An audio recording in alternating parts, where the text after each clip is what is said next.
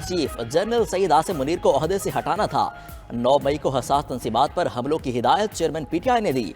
रहनुमा पीटीआई उस्मान डार का इंकशाफ, कहते हैं अक्टूबर 2022 में लॉन्ग मार्च का मकसद जनरल आसिम मुनीर को आर्मी चीफ बनने से रोकना था। 9 मई के वाकयात का मंसूबा चेयरमैन तहरीक इंसाफ की ज़ेर सदारत समान पार्क में बनने के लिए कारकुनों की जहन साजी की। रियासत मुखालिफ बयानिया चेयरमैन पीटीआई की हिदायत पर बनाया गया। उस्मान डार ने पीटीआई और सियासत छोड़ने का ऐलान कर दिया।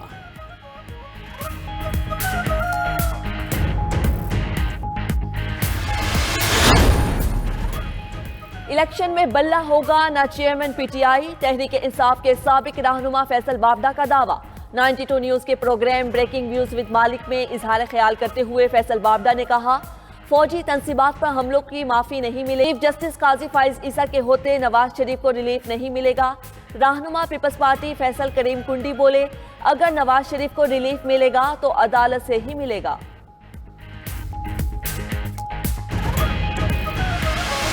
नवाज शरीफ वापस आ रहा है इंतकाम लेने के लिए नहीं, बल्कि पाकिस्तान के लिए, इस मुल्क को दोबारा खुशहाल करने के लिए, इस मुल्क को तरक्की के दौर को दोबारा चलाने के लिए। आपके तरक्की और खुशहाली के सफर को खत्म किया गया था। नवाज शरीफ उस सफर को दोबारा शुरू करने आ रहा है।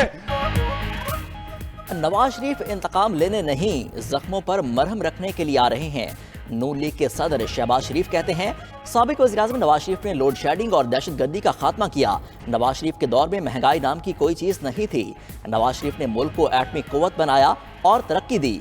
2018 में तारीखी धांधली हुई, तरक्की के सफर को खत्म किया गया। साजिशों ने जाली मुकदमे में नवाज शरीफ को सजा दिलाई। वो कौन सा वज़ीर-ए-आज़म था जो दहशतगर्दों को वापस लेकर आया? नून लीग ने सियासत को रियासत पर कुर्बान किया, मुल्क को डिफॉल्ट से बचाया। शहबाज शरीफ का राब्ता आवाम मुहिम के आगाज पर लाहौर में मुख्तलिफ जगहों पर खिताब।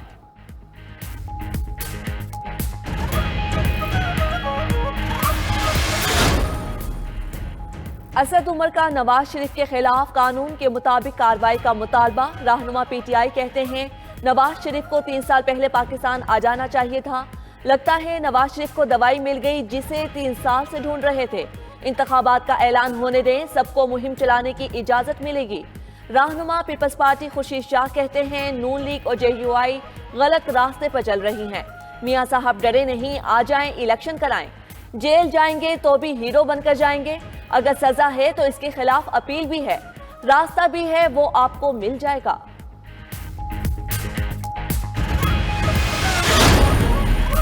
चेयरमैन पीटीआई सदर आरिफ अलवी से मायूस हैं। सदर आरिफ अलवी आईनी किरदार नहीं निभा सके। सदर ने 90 दिन में इलेक्शन कराने थे लेकिन इख्तियार का इस्तेमाल नहीं किया।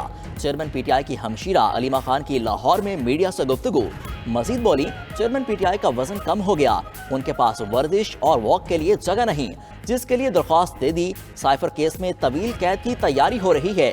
चेयरमैन पीटीआई ने बताया, उनसे बात करने कोई नहीं आया।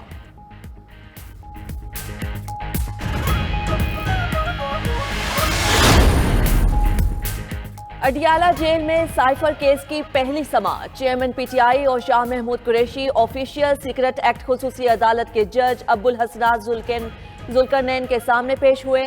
चेयरमैन तहरीक इंसाफ के वकील ने ट्रायल रोकने की दरखास्त दायर की, मौकिफ अपनाया। जेल ट्रायल और इन कैमरा समाअत के खिलाफ इस्लामाबाद हाई कोर्ट ने फैसला महफूज किया। हाई कोर्ट के फैसले का इंतजार किया और ट्रायल रोका जाए। खुसूसी अदालत में समाअत 9 अक्टूबर तक मुलतवी। आइंदा समाअत पर फर्दे जुर्म लगाए जाने का इम्कान। दूसरी जानिब साइफर केस की समाअत 9 अक्टूबर को ओपन कोर्ट में होगी। दौरान समाअत वकील जिस मालूमात की निशानदेही करेंगे वो इन कैमरा होगी। चीफ जस्टिस आमिर फारूक ने महफूज फैसला सुना दिया। इस्लामाबाद हाई कोर्ट ने FIA की दरख्वास्त निपटा दी। साइफर केस की समाअत के मौका पर चेयरमैन पीटीआई और शाह महमूद कुरैशी की पहली मुलाकात हुई। इस राय के मुताबिक चेयरमैन पीटीआई और शाह महमूद कुरैशी ने जेल में अदालत में कुछ देर आपस में बात की। चेयरमैन पीटीआई और वकला ने जेल में सहूलियात की शिकायत नहीं की। चेयरमैन पीटीआई की दरख्वास्त पर 9 अक्टूबर तक समाअत मुलतवी हुई। दौरान समाअत कमरा अदालत और मुलजिमों के दरमियान जाली हाल थी।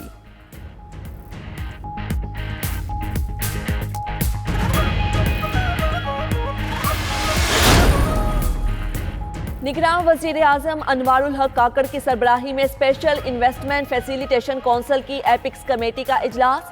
Army chief general Asim Munir इजलास में शरीक हुए।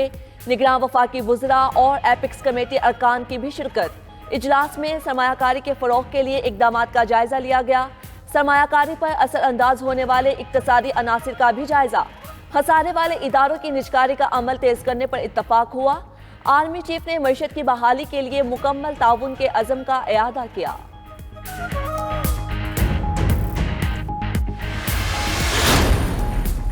मुल्क में मुस्बत लीडरशिप को आगे आना चाहिए। पीपल्स पार्टी के रहनुमा शर्जील इनाम मेमन की पेशावर में बातचीत। कहते हैं पीपल्स पार्टी ने हर मुश्किल वक्त का मुकाबला किया।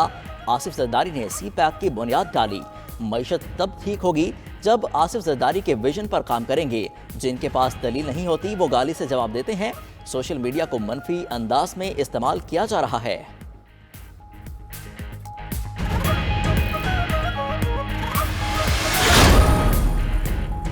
पीपल्स पार्टी वाले ठंडा करके खाएं, गरम गरम खाने से मुंह जल जाएगा। जमीयत उलमा इस्लाम के मरकजी सेक्रेटरी जनरल मौलाना गफूर हैदरी का तंज भरा मशवरा। बोले, पीपल्स पार्टी ने जो पैकेज लिया था वो खत्म हो चुका, गुस्सा हम पर उतार रहे हैं। अच्छे मौसम इंतखाबात से पीपल्स पार्टी को भी अच्छे नताइज मिल जाएंगे। पंजाब के अवाम को जागीरदारों और सरमायादारों से निजात दिलाएंगे।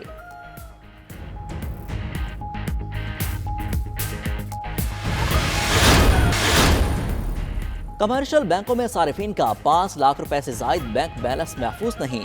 डिप्टी गवर्नर स्टेट बैंक का तहलका खेस इंकशाफ। डिप्टी गवर्नर स्टेट बैंक की कायमा कमेटी बराए खजाना को ब्रीफिंग। कहा, कोई बैंक दिवालिया या नाकाम हो जाए तो जमा कराई गई रकम को तहफ़्फ़ुज़ हासिल नहीं। सिर्फ 5 लाख रुपए तक की रकूम को कानूनी तहफ़्फ़ुज़ हासिल है। 5 लाख रुपए तक रकम रखने वाले खातादारों की शरह 94% है। सिर्फ 6% अकाउंट होल्डर्स का बैंक बैलेंस 5 लाख रुपए से ज्यादा है। 5 लाख रुपए तक के अकाउंट होल्डर्स को डिपॉजिट प्रोटेक्शन कई कॉर्पोरेशन के जरिए अदायगी होगी।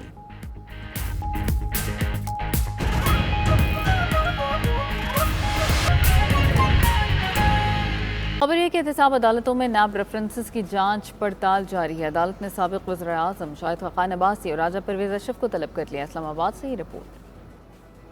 एहतसाब अदालतों में नैब रेफरेंसेस की जांच पड़ताल जारी। साबिक वज़ीर आज़म को नोटिस असाल कर दिए गए। एहतसाब अदालत नंबर 1 और 3 की जानिब से 2 साबिक वज़ीर आज़म को नोटिस जारी। एहतसाब अदालत नंबर 1 ने शाहिद खान अब्बासी को LNG रेफरेंस में 14 नवंबर को तलब कर लिया। राजा परवेज अशरफ को रेंटल पावर रेफरेंस में तलब कर लिया गया है। इन्हें 2015-2017 में दायर रेफरेंसेस में 14 नवंबर को तलब कर लिया गया है। दूसरी तरफ 2016 और 17 में दायर रेफरेंसेस में एहतसाब अदालत ने राजा परवेज अशरफ को 12 अक्टूबर को तलब कर लिया। एहतसाब अदालत नंबर 3 ने राजा परवेज अशरफ को चारों केसेस में नोटिस जारी कर दिए।